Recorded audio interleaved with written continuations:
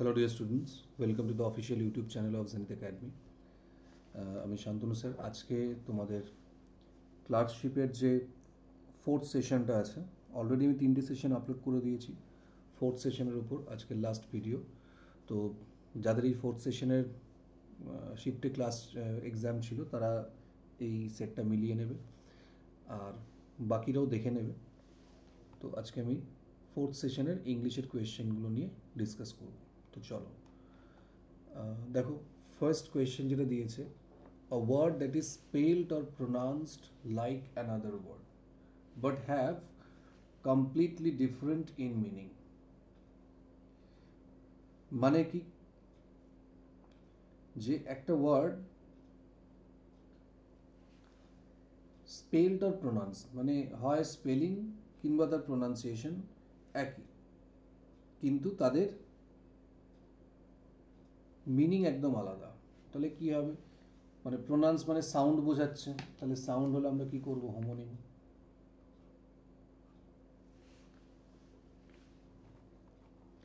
6. Choose the correct word to complete the following sentence. My research focuses on the dash half of the 18th century.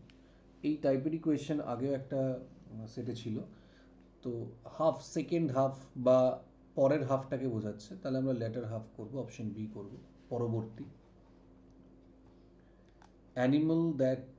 An animal that feeds on plants is called, তাহলে যারা তৃণ খেয়ে থাকে তাদের আমরা বলবো herbivorous. কারণ Carney হলে তোমার যারা মাংস খেয়ে থাকে, মিট, আর অমনিভোরাস মানে যারা সব খায়। 7.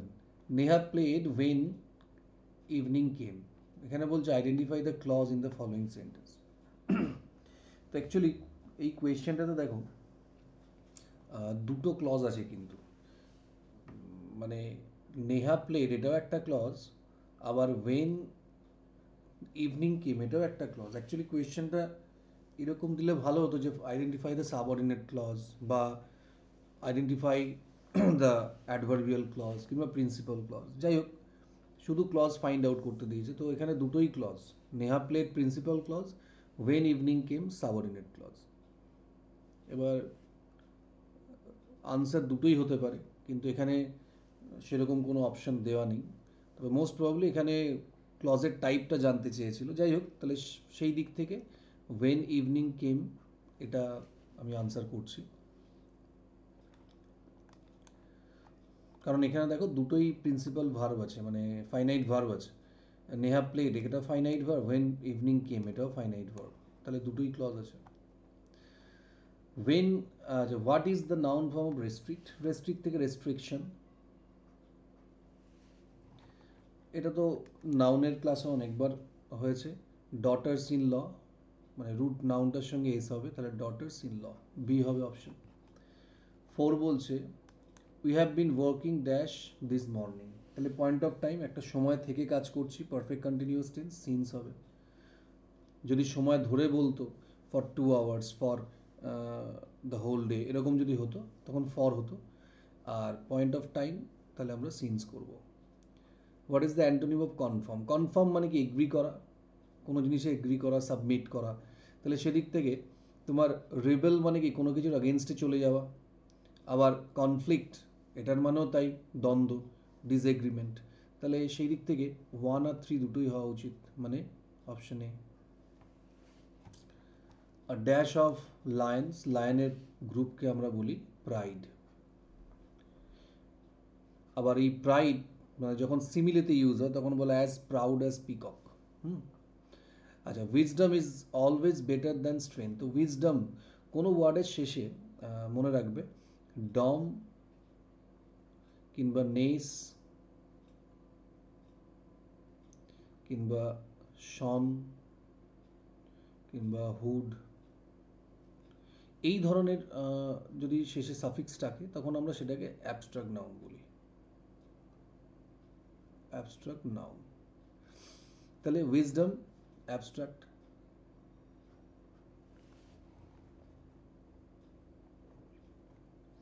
Number 11, convert the following speech to indirect speech. আচ্ছা, he said I have pass the examination, খুব সহজ, প্রেজেন্ট পারফেক্ট আছে তাহলে পাস্ট পারফেক্ট হয়ে যাবে। He said that he had pass the examination, he said that he had pass the examination, B. আচ্ছা, gruelling এর antonym চাইছে। গ্রুয়েলিং কথাটার মানে কি এক্সস্টিং, ঠিক আছে, তাহলে এখানে আমরা কি করব, মোটিভেটিং। রেড হটের মধ্যে এটা কম্পাউন্ড ওয়ার্ড, এখানে কি আছে, দুটো কি নিয়ে ফর্ম করা হয় দেখো, red and hot both are adjective, তাহলে অ্যাডজেক্টিভ প্লাস অ্যাডজেক্টিভ। আচ্ছা, এটাকে অ্যারেঞ্জ করতে বলেছে। A gentleman who wishes to go abroad has a dog to sell, তাহলে বি, সি, তারপরে ডি, তারপরে হচ্ছে এ, তাই তো? তাহলে B C D, option C. কারণ আমি যদি এটা করি, a gentleman has a dog to sell who wishes, তো আসবেই না মানে। আবার যদি a gentleman has a dog who wishes to go abroad, তাহলে ডগটাকে কোয়ালিফাই করবে, কারণ ডগটা রিলেটিভ প্রোনাউন, এই সরি, হুটা রিলেটিভ প্রোনাউন, তাহলে জেন্টলম্যানের জন্য বসছে, তাহলে এটাই পারফেক্ট হবে। B, C, D, A. চলো নেক্সট কি আছে দেখি। Identify the correctly spelled word, কোনো আচ্ছা, connotation, C O double N O T A T I O N, C O double N O T A T I O N. আচ্ছা, the making of the plan is in hand, here making is an, তাহলে making এখানে actually হওয়া উচিত ছিল abstract, এই তোমার verbal noun, কারণ দেখো জিরান্ডের আগে দ্য আর পরে অফ থাকলে সেটাকে আমরা ভার্বাল নাউন বলি, but all the verbal nouns are জিরান্ড।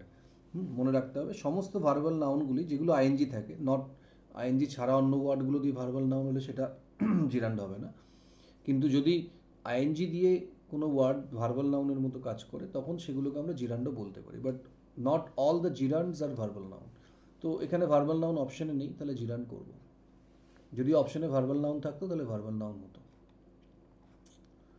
The army dash the travel places as curfew remained in force, তাহলে কী হবে, পেট্রোল ঘুরে দেখছে, টহল দেওয়া আর কি। আচ্ছা, ভেরিসিমিলিটিউড কথাটার মানে ট্রুথ, এ হবে। Number 15, select the correct form of the simple sentence. আচ্ছা, কম্পাউন্ড আছে, সিম্পল করতে হবে। He was not confident but he appeared for the interview, তাহলে পজিটিভ নেগেটিভের কন্ট্রাস্ট, তাহলে ইনস্পাইট অফ দিয়ে আমরা করতে পারি। In spite of not being confident he appeared for the interview. আচ্ছা, in spite of lacking in confidence he appeared for the interview. আচ্ছা, he appeared for the interview though he was not confident, প্রথম কথা এটা বাদ গেল, এটা হচ্ছে তোমার কি হয়ে গেল, কমপ্লেক্স সেন্টেন্স, যেহেতু দো আছে, ঠিক আছে। এবার বাকিগুলো থাকলো দেখো, ইন স্পাইট অফ দি দুটোরই মানে আসছে, তাই না, ইন স্পাইট অফ দি দুটোরই মানে আসছে, এবার তাহলে আমরা কোনটা করব, এখানে দেখো এই যে সেন্টেন্সগুলো দেওয়া আছে এখানে অ্যাকচুয়ালি যখন আমরা সেন্টেন্সটা লিখবো একটা জিনিস মাথায় রাখতে হবে, এই এখানে কিন্তু একটা কমার হওয়া উচিত ছিল আর কি, মানে সেন্টেন্সটা কিন্তু কোনোটাই ঠিকঠাক দেওয়া নেই। অ্যাকচুয়ালি যদি আমরা পাংচুয়েশনের দিক থেকে দেখি তাহলে কিন্তু কোনো সেন্টেন্সই ঠিক নয়। কেন, এখানে তো একটা ফ্রেজ শেষ হচ্ছে, তাই না, এখানে কিন্তু একটা ফ্রেজ শেষ হচ্ছে, তাহলে আমাদের অবশ্যই এখানে কমা দেওয়া উচিত ছিল, in spite of not being confident comma, in spite of lacking in confidence comma, এইগুলো কিন্তু দেওয়া উচিত।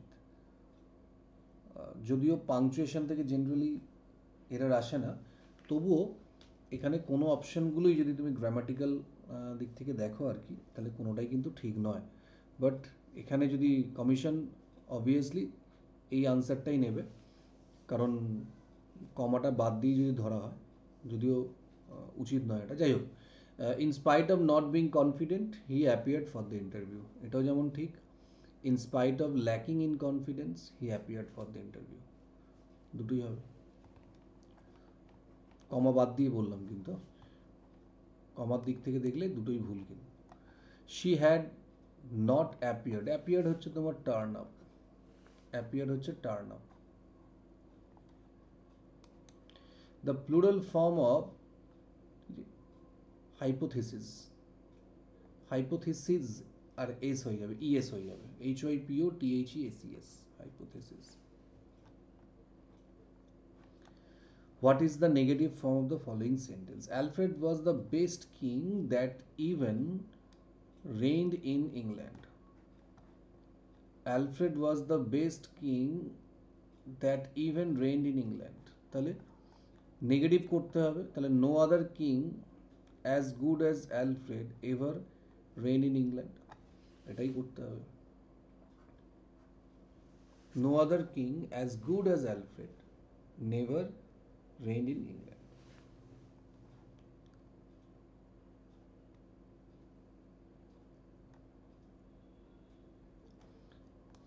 Who is an atheist? Atheist means non-believer of God, one who does not believe in the existence of God. What is the synonym of lark? Lark মানে ওত পেতে থাকা, মানে লুকিয়ে থাকা, hide. One of my friends dash visiting me this summer. তাহলে this summer তাহলে will be করব আমরা। One of my friends will be visiting me this summer. Future continuous tense.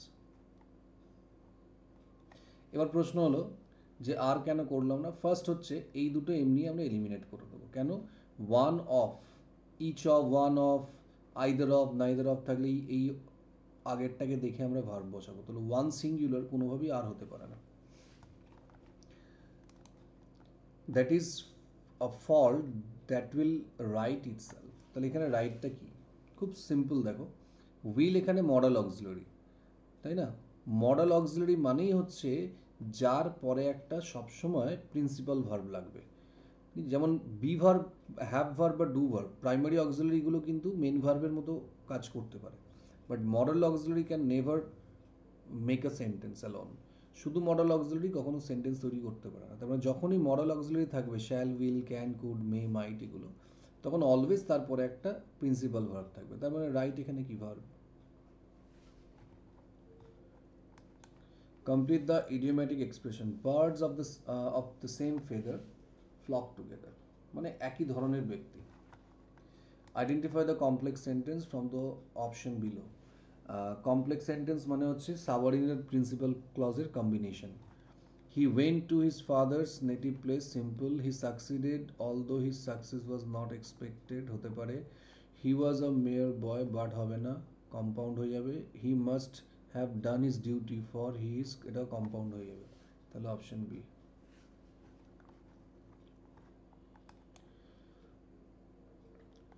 Our sir teaches mathematics dash English, মানে ইংলিশের সঙ্গে সঙ্গে mathematics শেখায়, তাহলে এটা হবে অপশন সি।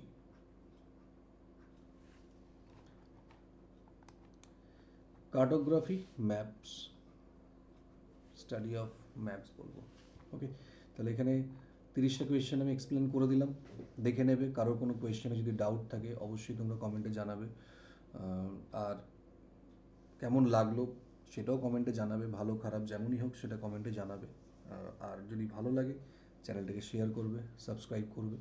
খুব তাড়াতাড়ি দেখা হচ্ছে নতুন আর একটা টপিক নিয়ে।